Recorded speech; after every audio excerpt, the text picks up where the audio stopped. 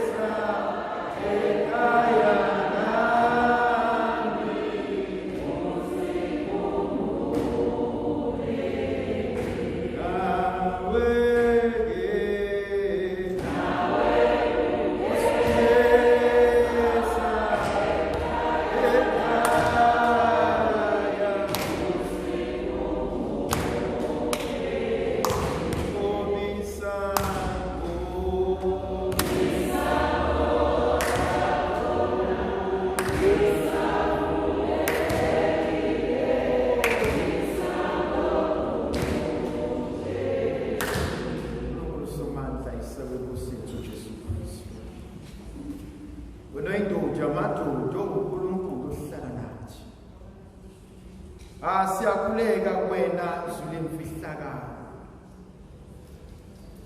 Siyakhuleka wena uNkulunkulu okwazi ukwelapha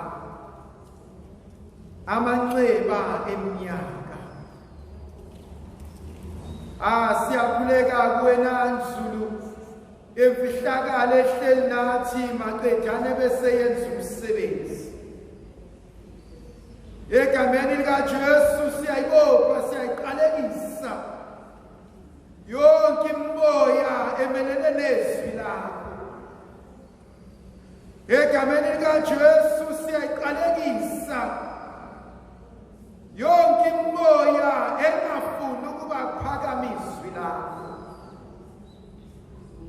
Siyakhuleka wena Jesu okwazi ukusicusela lapho singasakwazi ukuyinxusela thina. Siyakhuleka wena Nzulu emfihlakalo ekwazi ukusenzela ehlulekayo ukusenzela ngokuthi bethu. Hlala nathi uNkulunkulu onomusa. Hlala nathi Jehova othembekileyo. Hlala nathi uNkulunkulu okwazi ukunqoba izimpi. Hlala nathi uNkulunkulu okwazi ukuvusa izinto. Hlala nathi uNkulunkulu okwazi ukuhlehlisa izinto. Sithi phakama kubuse wena empilweni zethu. Sithi phakama kuhlale wena Nzulu emfihlakalo. Siyakhuleka uNkulunkulu okwazi ukwenza izinto. Athi bheka konke ngikudala kube musha. Athi bheka konke sengiyakulungisa. Athi bheka konke sengiyakubuyisela kumina.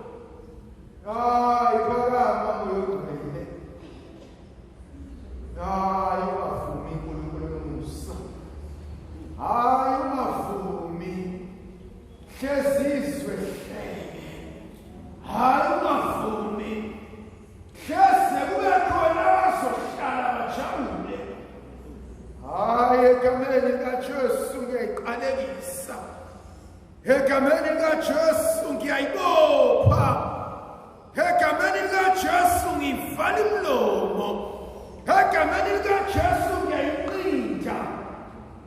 Siphakama uNkulunkulu nomusa, sithi wena okwazi ukuphatha impilo yabantu, belapha abantu bakho, uyakwazi abakuswelayo nabakudingayo, yalazi usiza ababhekana nalo, uyazazi izimpi abalwisana nazo, uyakwazi ukuxokozela okusenhlizweni.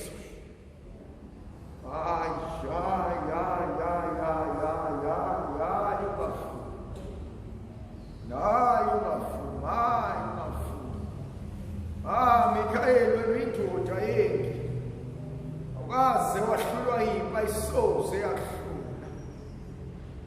Nkulunkulu nomusa, naba abantu ababizwa ngegama lakho. Nkulunkulu nomusa, naba abantu ababizwa ngegama lakho. Nzulu emfihlakalo, naba abantu abafelile onqamlezweni. Hlala nabo moya ongcwele, hlala nabo uNkulunkulu wethu, hlala nabo uNkulunkulu ofihla konke, hlala nabo ungabashiya endleleni, ungabashiya babizwa ngegama lakho.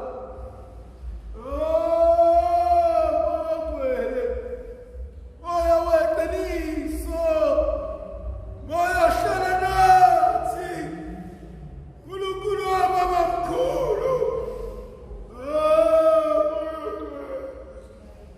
Hlala nabantu bakho, hlala nabantu bakho Jesu, avikele abantu bakho, avikele ezulu emfihlakalo. Avikele uNkulunkulu wethu, hamba nathi uthembekile.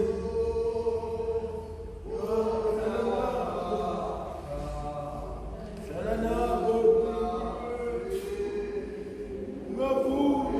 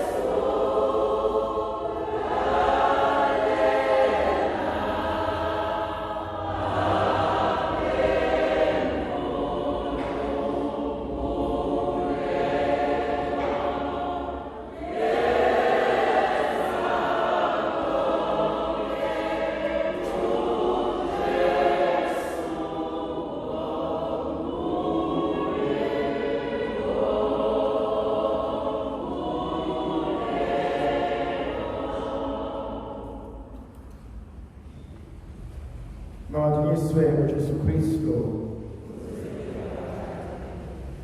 Namhlanje ithandwa zami ngifisa basibuke ivangeli likaMarkus chapter 16 verse 15 to verse 20.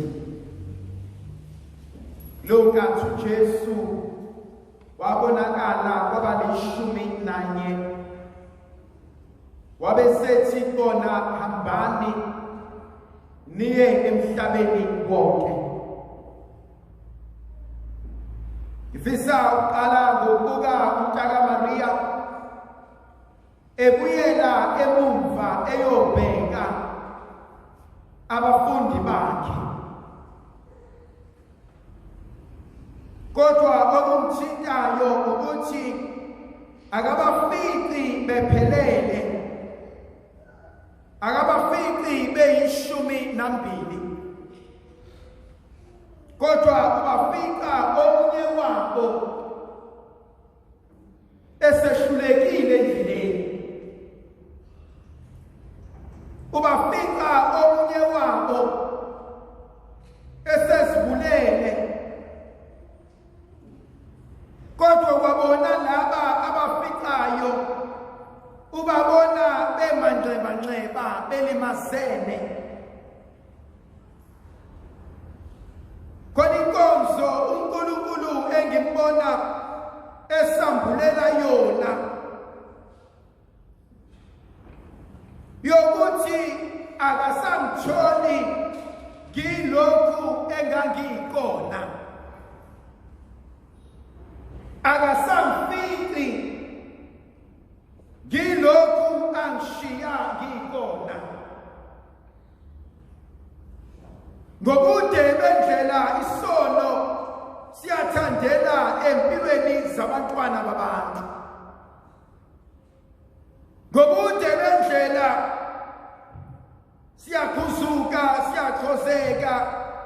Ngobude bendlela siyashayeka. Kunezinto ezisuswayo noma ezisukayo kuthina. Omunye aze asibone ukuthi kakade mina ngangingenje, angizalwanga nginjena. Abanye balinyazwe abazalwa nabo, abanye balinyazwe abangani, abanye balinyazwe ababazalayo uqobo, abanye esihlangane nabo endleleni abasilimazile, abanye bazilume bona uqobo lwabo. Kodwa uma ngihlala ngizibhekisisa, ikhona into ekhalayo kumina yokuthi kwakungenjena empilweni yami. Omunye umthole ukuthi uyafuna ukushintsha, uyafuna ukuguquka, uyafuna ukuba ngcono, uyafuna ukubashiya abangani, uyafuna ukuyishintsha impilo nokuyeka okunye, kodwa kazi uzokwenza njani. Omunye ngenxa yokulimala kwakhe uzibona njengesahluleki. Omunye mhlawumbe uhlala nabantu abamkhumbuzayo kakade wena usoze wabantu yalutho. Omunye ubuka isimo abhekene naso, abalungeli vele bonke abanye. What makes me think kuzongilungela mina? uJesu akalindi baze baye kuyena, kodwa uJesu yena osukayo ayobafuna aze abathole.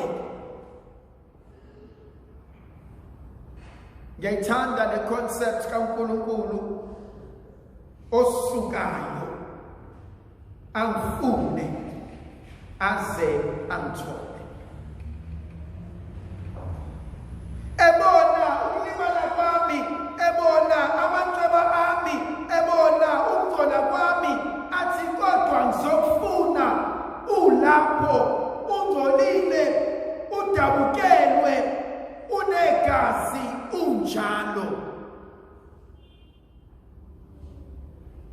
Inkonzo kaNkulunkulu ekufuna ekushela uzube ngowakhe. Point yesibili engiyithandayo, inkonzo angijuma ngayo uthi hamba uye emhlabeni wonke. Angibizelwanga inkonzo yokuhlala phansi ngifane nesilwane esiyinja esikhotha amanxeba aso. Angibizelwanga ukuzidabukela. Angibizelwanga ukubona ukuthi how evil people have been against me. Angibizelwanga ukubalisa. Angibizelwanga ukubona abantu abangangifuni nabangisondayo. Angibizelwanga ukuhlala phansi ngiqhathanise osibanibani ku-right kodwa kumina akukho right. Angibizelwanga to be passive, but ngibizelwe to be active. Ngibizelwe inkonzo engisusayo ingiyise somewhere. My life has a goal, has an end, has a vision. Kungenzeka ukuba ngihleze umnyameni. Asho njalo bhala incwadi kaMika isahluko sesikhombisa iverse ka-8 athi ungajabuli ngami isitha sami ngoba ngiwile, ngoba ngihleze umnyameni, kodwa ngelinye ilanga ngizavuka noKristu kuyakuba ukukhanya kwami. Athi uPostoli Pawuli athi izinyembezi nenhlupheko zanganeno zingefaniswe nenkazimulo uNkulunkulu asibekele yona. uJesu unenkonzo asibizela yona yokuba sihambe sisuke la sikhona. Ikephi la sibizelwa khona? Ukuba siye emhlabeni. But maybe before ngiye emhlabeni bekunendawo ebengimele ngiqale kuyona. Sithi isintu umuntu inkosi ukuzazi. Abanye bethu, the worst enemy that I'm fighting is not outside, is within myself. Abanye bethu, the only person I need to control is not the one within, not the one outside, but it is the one I've created in my mind. And so Jesu uma esibiza esiyisa emhlabeni uthi asambe siye ezweni lasemhlabeni, ebese ngizibuza ngithi yini engaka enginayo engingayicontributa emhlabeni, ngoba mina Nkosi angiziboni ngikwazi ukushintsha nokusiza omunye umuntu.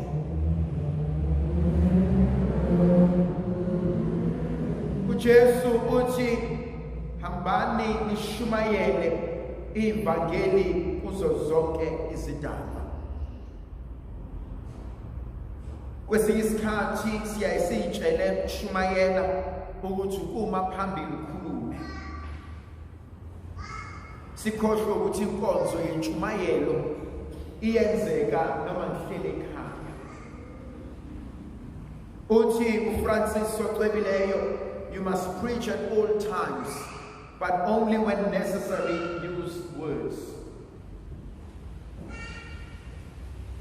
Shumayela ngaso sonke isikhathi,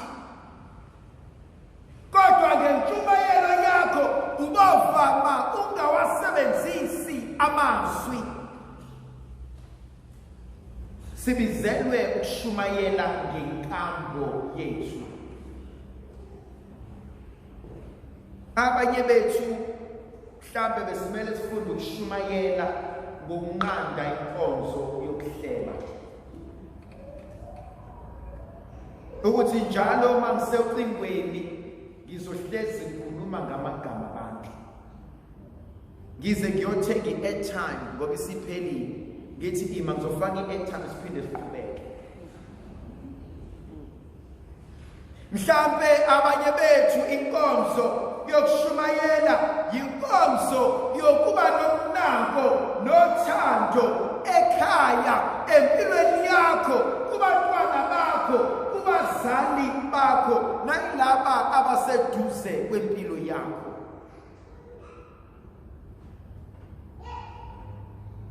Ayikho into ebuhlungu njengokubuka abantu abathi bayakholwa kodwa banenhliziyo ezimbi.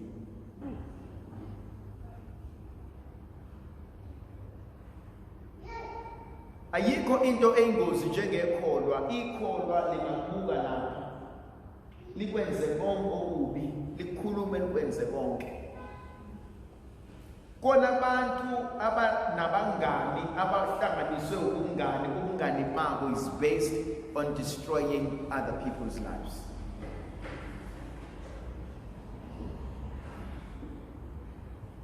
And so yiphi inkonzo yentshumayelo ekumele ngibe yiyona kubantwana bami?